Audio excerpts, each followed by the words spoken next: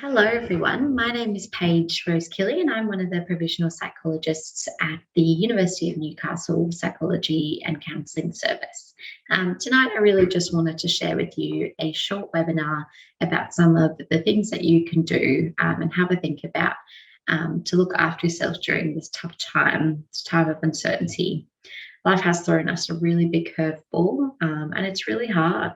And those feelings you might be having at the moment are shared amongst all of us, including myself, other residents, the community, and in fact, the entire world.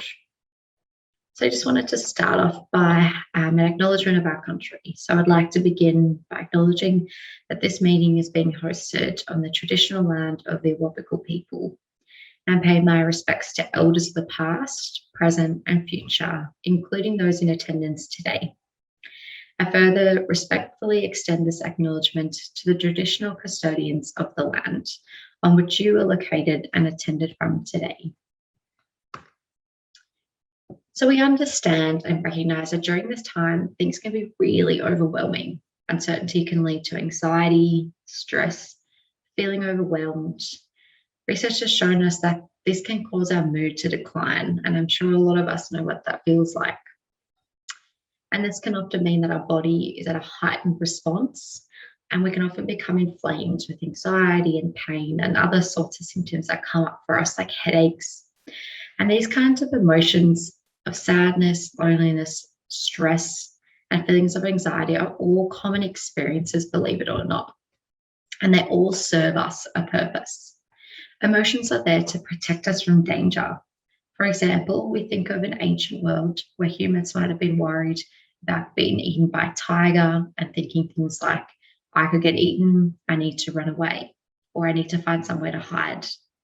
However, we step into this modern world that we live today, where we are so consumed by worry, catastrophizing, predicting the worst, and avoiding things that scare us. Our world has changed a lot since those times. We're no longer being threatened by tigers chasing us, but our mind and body certainly still function the same way that they did. So these feelings are in fact okay. They're there to protect us, and they're there to keep us safe. Unfortunately, though, some of these thoughts and feelings don't serve us too well anymore. And so we need to find another way to adapt to the threat and the fears that we face at the moment. And so this stress response that is activated and is normally a response, in fact, can be helpful sometimes. We all know that when we have an upcoming exam, we either get some changes in our body, we might feel our heart rate increasing, often struggle, have a bit of breathing difficulties, but often it kind of amps us up and gets us ready for that exams, and then we feel as if we can perform to the best of our ability. However, it can also be quite unhelpful if stress is really disproportionate or over an extended period of time. So this extended period of time under stress can leave us feeling pretty fatigued and can really impact our ability to engage in daily activities.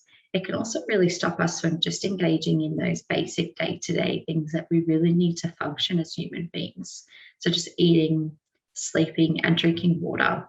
So when we have this stress response, we start to worry about a lot of different things. How are we going to achieve our academic goals? I'm falling behind. How will I keep up with all these assessments? I'm not getting the value that I hoped I would get. Should I drop out? What should I do? This can lead to a catastrophizing of events as the brain seeks to process this information. Our brain is trying to problem solve. They're trying to find a solution to these problems. For example, thoughts may be, are my friends and family and loved ones okay? Are they safe? How can I maintain my motivation during lockdown? So this really is the brain trying to work out what actions needs to happen. And these are really normal reactions to feelings and thoughts that come up for most students, most people in the community. And so I'm sure we have all heard some of these things before, and maybe even felt them ourselves. We often get told we suddenly need to transform our lives when we step into lockdown and eat healthier, become yoga professionals, and we scroll through our social media, finding the next positive quote that is going to propel us into the new chapter of our lives.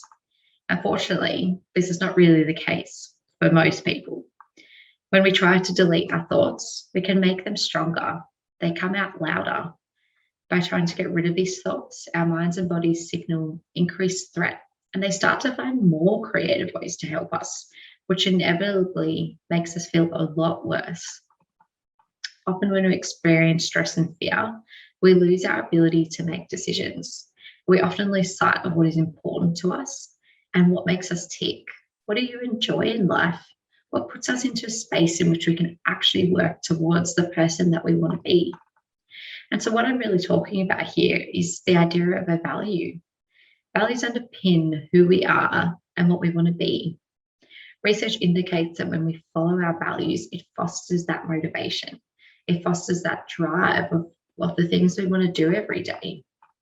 So, the difference between a goal and a value are that goals are met and values underpin our life journey. So, for example, we strive to complete an assessment task, or we strive to complete a degree. That's our goal being achieved. But our values might be learning new information and all the people we meet during that course. Values are underpin who we want to be and what we want to be. The great thing about values are that they can and they do change. And they are not wrong or right. Everyone has different values. I like to think a little bit like this. You might like ham and pineapple pizza, or your friend might like pepperoni. It's not wrong, it's not right, but it's just different. And research indicates that when we follow our values, it fosters that motivation to actually make some change. So some might be thinking at this point, yes, I have been told to live by my values, but I still don't do that. We get it. For example, the health guidelines say going for a walk and being active is beneficial. And it helps us and it helps our mood. We all really know that. However, I really value physical exercise, but you see me going out for a 5 kilometer run each day. Nope. And that's because I don't really value running. And there's a different way that I would like to achieve this value of exercise. So instead, I might put out a yoga mat in the sun and stretch for 10 minutes. And that's okay. The way we enact our values can be through lots of different avenues. We don't always need to set an expectation to go above and beyond. Sometimes we just need to make a small step towards our values rather than conforming to societal pressure. And we just want to work towards who we really want to be. So these values on the screen are just some that our team have put together for you to look at and to start just being a bit curious about what your values might actually look like. This might be the first time that you've really even had to think about this sort of thing. So what I invite you to do is just tap into your curious child and consider what you enjoy. What are you genuinely interested in, and how can we work on doing more of those things? A way to think about this might be, I might value mental stimulation, but I really don't feel like doing uni work right now. I'm overloaded with assessment tasks. What else might I do? I might play a game of online Sudoku. I'm still aligning with my values, and I'm still fostering that need and desire for mental stimulation. So at this point of the webinar, I just want to try something a bit different. I want us to stop. I just want us to press the pause button. So is your mind trying to talk you out of this right now? If so, just acknowledge that. And if you feel ready, just try and embrace this moment.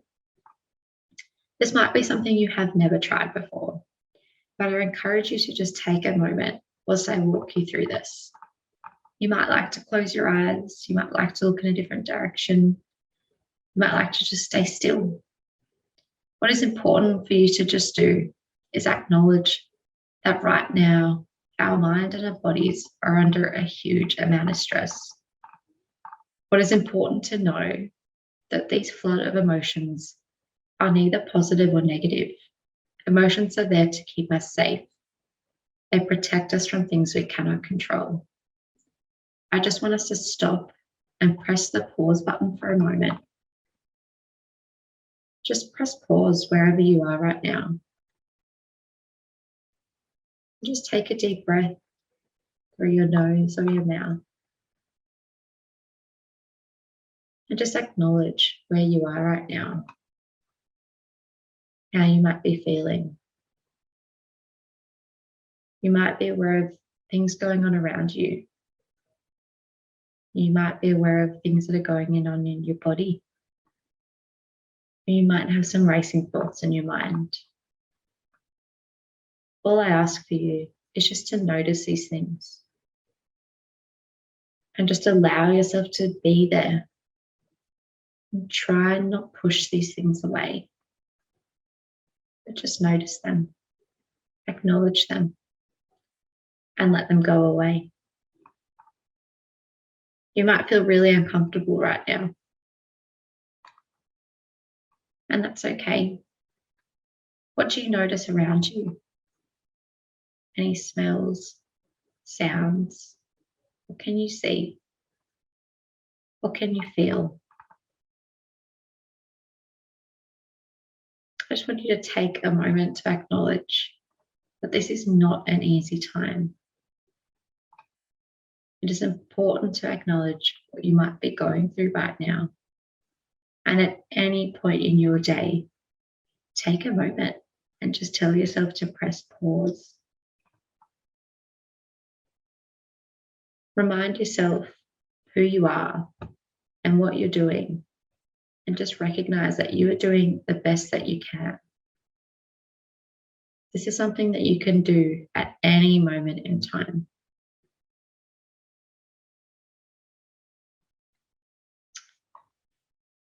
So as we unpause, I just want us to think of some of these thoughts that pop into our mind, and often that we get trapped by social media and all the should statements about what we should be doing right now. I should be reading a book.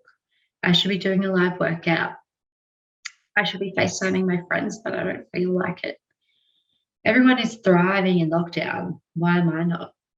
Why aren't these positive quotes helping me? I think we all know that sometimes knowing what we should do makes us not want to do it even more. And so, how can we remind ourselves that our values are different and we can't compare to anyone else? How can we move towards these values? What actions can we take to unhook ourselves from these sorts of statements? And so, finally, what I challenge you to do is, how can you meet these needs and these values through unexpected channels? For example, you might really value exercise, but right now you can't leave your apartment. What can you do to fill that need for exercise? You might set up an activity round around the apartment block. You might watch the footy, or you might find some online platforms. A really good one that we discovered is PE with Joe. He's got weekly 30-minute workouts on YouTube, and YouTube is just a great resource to find new ways to do things. Share your screen and do it with others. You might talk yourself out of this, you might want to do it, but maybe just give it a go. See if you can move towards making these changes so that you can get through isolation and come out stronger. I encourage you to be curious about your values. Explore these. Use a thing called a value card sort. See what's out there. Connect with your mob, your family, your friends. And we can use things like Zoom and FaceTime to do this. Learn a new skill. I, for one, have learned how to do dot by dot canvas painting, which I never did before. Sit in the sun, listen to some music, organize some online trivia in your apartments via Zoom, and plan an activity to move your body in whatever way that might be. And so I really just wanted to thank you guys for listening to this webinar tonight. We really do encourage some feedback, so please contact our service. You can give us an email. More feedback, the merrier. We're hoping to produce some more content over the next week. So if there's any feedback you have, please let us know, and we're here to support you.